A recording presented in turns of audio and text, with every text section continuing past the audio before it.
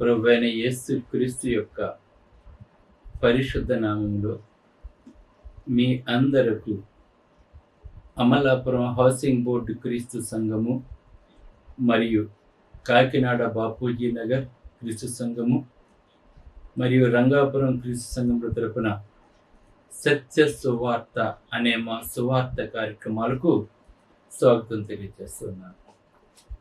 ఇవాళ ధ్యానాంశం ఏంటంటే 2వ దినవృత్తాంతములు 17వ అధ్యాయము 16వ వచనంలో అమస్య అనే ఒక వ్యక్తి ఉన్నాడు. ఈవేళ అమస్య అతను దేవుని ఎడల ఏ విధంగా ప్రవర్తించాడో నేను మీకు తెలియజేస్తున్నాను.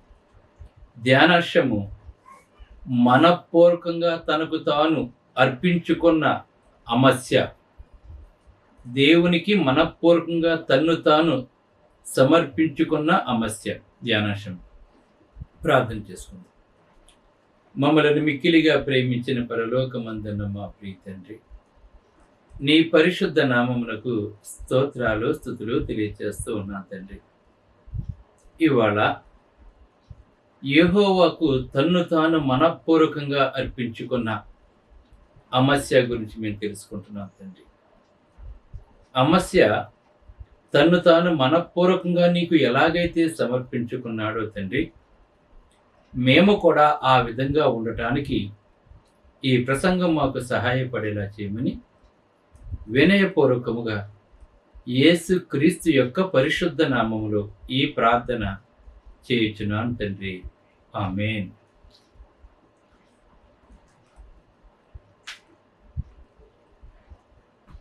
రెండవ దినవృత్తాంతములు 17-16లో మనకి ఇక్కడ ఏమని వ్రాయబడిందంటే, అమస్య యెహోవాకు తన్ను తాను మనపూర్వకంగా సమర్పించుకొనునని ఉందండి.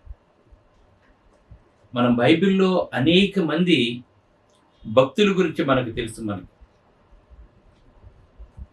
అపోస్తలులు తెలుసు, మనకి మోషే తెలుసు, ఏలియా తెలుసు, ఎలీషా తెలుసు, ఇస్సాకు తెలుసు, యాకోబు తెలుసు. ఇలాగా చాలా మంది వ్యక్తుల గురించి మనకు తెలుసు. మనకి కానీ అమస్య గురించి చాలా తక్కువ మందికి మాత్రమే తెలుసు. బహుశా అమస్య గురించి మరి ఇంతవరకు ఎవరైనా చెప్పారో లేదో నాకైతే తెలియదు. కానీ అతని గురించి ఈ దినవృత్తాంతంలో ఒక వచనం మాత్రం రాయబడింది. ఆ వచనంలోనే తనేంటో, తను దేవునికి ఏ విధంగా సమర్పించుకున్నాడో మనకి ఆ వచనం వివరిస్తూ ఉంది. మనం రైస్ వండుతూ ఉన్నప్పుడు అది ఎన్ని వందల మందికి వండినా కూడా కేవలం ఒక మెతుకు చెప్తుంది అది ఉడికిందా లేదా, అది బాగుందా లేదని.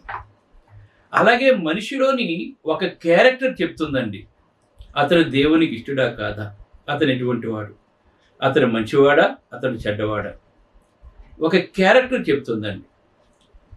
అలాగనే ఇక్కడ అమస్య గురించి పరిశుద్ధాత్మ ద్వారా ఏమని వ్రాయబడిందంటే, యెహోవాకు తన్ను తాను మనపూర్వకంగా సమర్పించుకున్నాడని ఉందండి.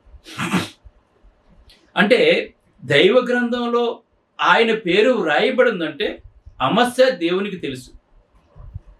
ఎందుకంటే దేవునికి ఇష్టమైనవి చేస్తున్నాడు గనక, తన్ను తాను మనపూర్వకంగా అర్పించుకున్నాడు గనక అమస్య దేవునికి తెలుసు. అమస్య దేవునికి ఎలాగైతే తెలుసో, నేడు మనము కూడా దేవునికి మనపూర్వకంగా మనల్ని మనం సమర్పించుకున్నప్పుడు మనం కూడా దేవునికి తెలుస్తాం. అమస్య పేరు ఇక్కడ మనకి పరిశుద్ధ గ్రంథంలో వ్రాయబడింది. మన పేరు కూడా జీవ గ్రంథంలో వ్రాయబడుతుందండి. దేవుడు మనల్ని చూస్తున్నాడు. అందుకే వివేకము కలిగి దేవుని వెదుకువారు కలరేమో అని ఆయన ఆకాశం నుండి కనులెత్తి చూస్తున్నాడు. ఆయన మంచివారిని చూస్తున్నాడు, చెడ్డవారిని చూస్తున్నాడు. అలాగే నోవాహు నీతిమంతుడిగా కనిపించాడు, యోబు యథార్థవంతుడిగా కనిపించాడు. అలాగే మరియా గొప్ప సాత్వికురాలుగా కనిపించిందని దేవునికి. అందుకే ప్రభువైన యేసుక్రీస్తు ఆమె గర్భం ద్వారా ఈ లోకంలోకి వచ్చాడు. అలాగే దేవుడు చూస్తున్నప్పుడు మనం కనిపించాలి. మనం దేవునికి మనం మంచివారిగా కనిపించాలంటే మనపూర్వకంగా మనం దేవునికి సమర్పించుకోవాలి. అబ్రహాముని దేవుడు ఎందుకు పిలుచుకున్నాడు? ఆ విగ్రహారాధన గల చోటు నుండి దేవుడు ఎందుకు పిలుచుకున్నాడు? అతను ఏం చూచాడు దేవుడు? అబ్రహాములో ఏమైతే చూచాడో దేవుడు మనలో కూడా అదే చూస్తున్నాడు. నోవాహులో ఏమి చూచాడో దేవుడు మనలో అదే చూస్తున్నాడు. మోషేలో ఏమి చూచాడో దేవుడు మనలో కూడా అదే చూస్తున్నాడు. గనుక మనం ఎంతకాలం బ్రతుకుతామో మనకు తెలియదు. మన జీవితం నీడ వంటిది, అస్థిరమైనది. గనుక ఈవేళ సజీవంగా ఉన్నామంటే అది కేవలం దేవుని కృప. మనం బ్రతికి ఉన్నంత కాలము కూడా మనం ప్రభువుని వెంబడించాలి. మనం బ్రతికి ఉన్నంత కాలము కూడా దేవునికి సేవ చేయాలి. ప్రతి దినము దేవునితో మనం నడవాలి. అలాగే ఎవరైతే చేస్తారో అటువంటి వాడిని దేవుడు గుర్తిస్తాడు. అటువంటి వారిని బట్టి దేవుడు సంతోషిస్తూ ఉంటాడు. మన వల్ల దేవుడు సంతోషింపబడాలి. మన వల్ల దేవుని ఆత్మ బాధపడకూడదండి. అందుకే ఆదికాండం 6వ అధ్యాయంలో నా ఆత్మ నరులతో ఎల్లప్పుడూ వాదించదు అని, వారి హృదయంలో ఎల్లప్పుడూ కూడా చెడు తలంపులే కలిగి ఉన్నారని చెప్పి బాధపడుతూ ఉన్నాడు. మనం దేవుణ్ణి సంతోషపెట్టేవారుగా ఉండాలి, కానీ మనం దేవుణ్ణి ఎప్పుడూ కూడా బాధ పెట్టేవారుగా ఉండకూడదు. ఇవాళ చాలామంది ఎవరి ద్వారా అయితే బ్రతుకుతున్నామో, ఎవరి ద్వారా ఉనికి కలిగి ఉన్నామో, ఏ దేవుడైతే మనకు ఆహారాన్ని సిద్ధం చేస్తున్నాడో ఆ దేవుణ్ణి విడిచిపెట్టేసి వేళ తమ సొంత కార్యాలు చేసుకుంటున్నారు, తమ శరీరాలను సంతోషపెట్టుకుంటున్నారు, తమ కుటుంబాలను సంతోషపెట్టుకుంటున్నారు, కానీ దేవుణ్ణి సంతోషపెట్టట్లేదండి. కనీసం ఆదివారం ఆరాధనకు రావటానికి కూడా వాళ్ళకి సమయం సరిపోవట్లేదండి. ఎన్ని లక్షలు శాలరీస్ వచ్చినా కూడా దేవునికి ఇవ్వడానికి మనసు రావటం లేదండి. అసలు దేవుడికి ఇవ్వటం కూడా గుర్తుండలేదు కొంతమందికి. అయ్యో, ఈవేళ నేను ఈ చిత్రం ఉన్నంటే కారణం దేవుడు. నా దేవునికి సేవ చేయవలసిన బాధ్యత నాకుంది. సంఘం ద్వారా అనేక మంది పేదవారికి సహాయం చేస్తున్నాం. సంఘం ద్వారా గొప్ప సేవ జరగాలి అంటే నేను నా వంతు ప్రకారంగా నేను దేవునికి సహాయపడాలని చెప్పి ఇంగిత జ్ఞానము ఆలోచన కలిగిన వారు కొద్దిమంది మాత్రమే ఉన్నారండి సంఘాల్లో. చాలా కొద్దిమంది ఉన్నారండి. ఈవేళ ఇంకా సేవ జరుగుతుందంటే అటువంటి వారి వల్లే జరుగుతుందండి. ఈవేళ 10 మందికి సహాయపడాలి. మనం ముందు దేవుని సంతోషపెట్టాలి, తర్వాత బయట వారిని సంతోషపెట్టాలి. అందుకే గలతీయులకు రాసిన పత్రిక 6వ అధ్యాయం 9 నుంచి 10 చూసినట్లయితే మనము మేలు చేయటందుకు విసుగకుందామని చెప్తున్నాడండి.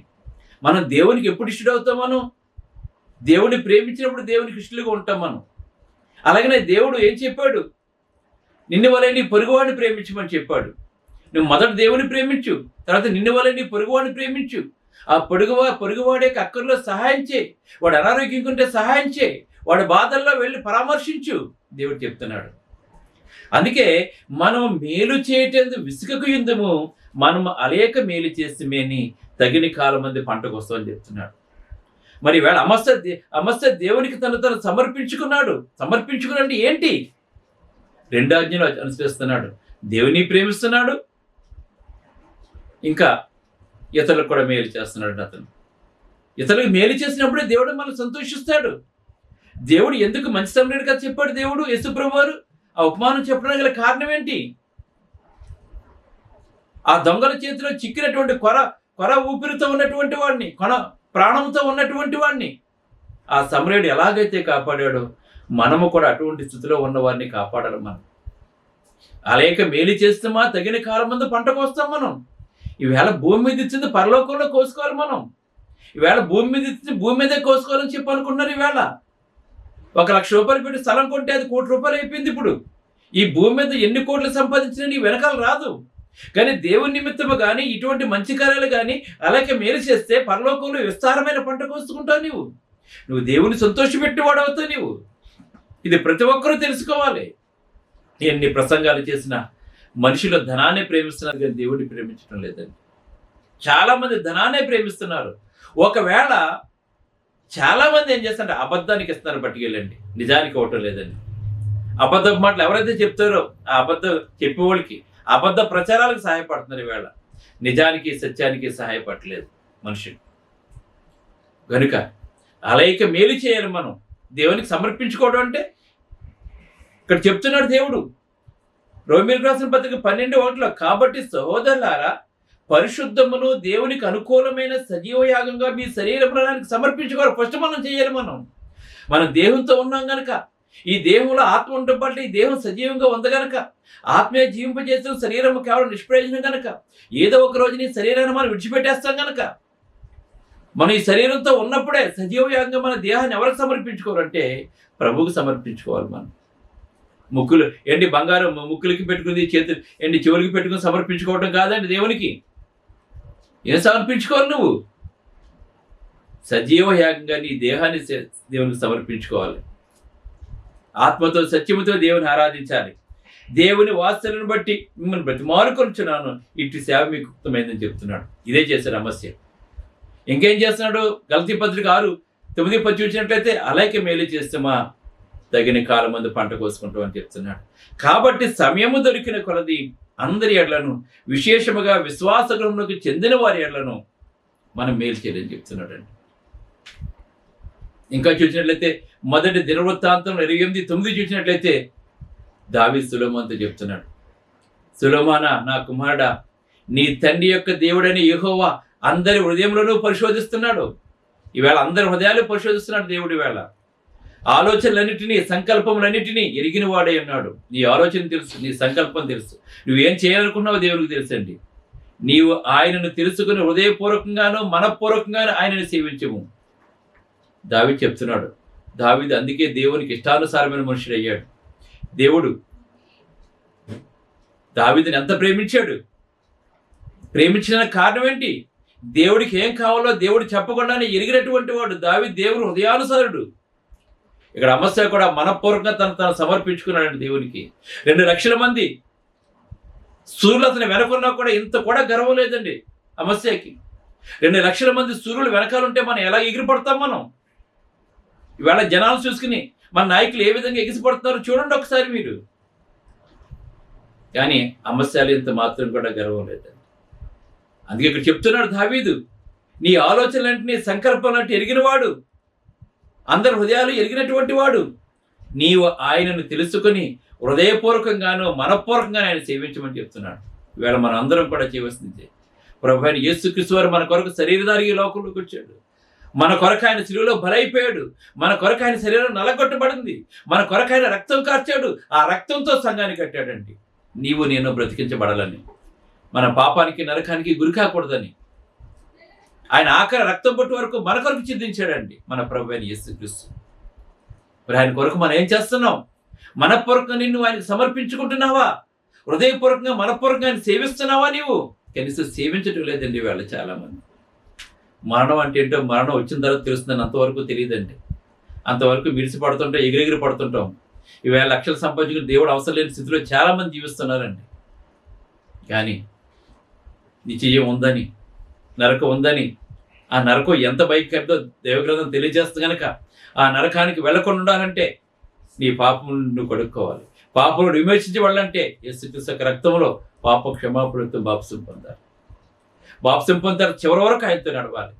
ఆత్మతో సత్యముతో మాత్రం ఆరాధించాలి. దేవుడు స్వరక్తం ఇచ్చే సంపద తన సంఘంలోనే నీవు ఉండాలి. దేవుడు తెలియజేస్తున్నాడు. ఆయనను వెతికిన ఎడల ఆయన నీకు ప్రత్యక్షమగును, నీవు ఆయనను విసర్జించిన ఎడల ఆయన నిత్యము త్రోసివేస్తాడని చెప్తున్నాడండి. కనుక మనం దేవుని విసర్జించే వారికి ఉండకూడదు. దేవుని చేత మనం త్రోసివేయబడేవాడికి ఉండకూడదండి. అలాగే అమస్య దేవునికి ఎలాగైతే ఇష్టడో, మోషే దేవునికి ఎలాగైతే ఇష్టడో, ఎలీషా దేవునికి ఎలాగైతే ఇష్టడో, మనం కూడా దేవునికి ఇష్టలుగా ఉందాం. సజీవంగా మన శరీరాలు దేవునికి సమర్పించుకుందాం. అందరికీ అలాగే మేలు చేద్దాం. మన ఆలోచనలు సంకల్పాలు ఎరిగిన దేవుడు గనక మన జీవితంలో చేసిన మేలును బట్టి కృతజ్ఞతలు తెలియజేస్తూ, మన చుట్టూ నశించిపోతున్న ఆత్మను రక్షిస్తూ మన ప్రభువుని వెంబడిద్దాం. నేనే మార్గం సత్యం జీవనం అంటున్నాడు కనుక ఆయన వెంబడించి ఆయనతో జీవిద్దాం. దేవుని సంతోషపెడదాం. మళ్ళా తిరిగి దేవుడు మనల్ని సంతోషపెడుతూ ఉంటాడు. ఆయన కాపుదల్లో జీవిద్దాం. మన సమస్త శ్రమల నుండి దేవుడు మనల్ని విడిపిస్తాడు. ప్రార్థన చేసుకుందాం. ప్రేమ గల తండ్రి, దయగల దేవ, పరిశుద్ధుడా, నీ పరిశుద్ధ నామమునకు స్తోత్రాలు తండ్రి. అమస్య తన దేవునికి మనపూర్వకంగా సమర్పించుకున్నాడు తండ్రి. మాసిదోనియా సంఘస్థులు కూడా ముందు ప్రభువుకు సమర్పించుకున్నారు తండ్రి. వాడు ముందు ప్రభువుకు తమ్మును తాము సమర్పించుకున్నారు తండ్రి. ఆ తర్వాత అపోస్తులకు సమర్పించుకున్నారు తండ్రి.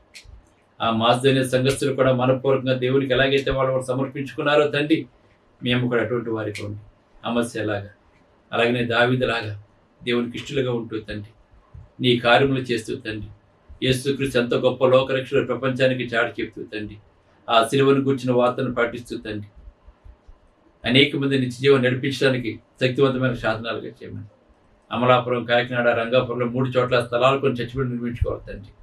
నీ గుప్పులి ఆశీర్వదించమని, మా సేవ సేపటి మా సోదరులందరినీ బలపరిచి ఇంకా అనేక మందిని ప్రోత్సహించమని యేసుక్రీస్తును వేడుకొంచున్నాం తండ్రి. ఆమేన్. మీ అందరికీ వందనములు. బ్రదర్ జార్జ్ రాజు వారా, church of Christ, housing board, Amalapuram, near KIMS medical college, Konaseema district, 533201. Mobile number 9848730355, 9293317487. Email ID georgerajuvara@gmail.com. Website www.helpingforpoor.com.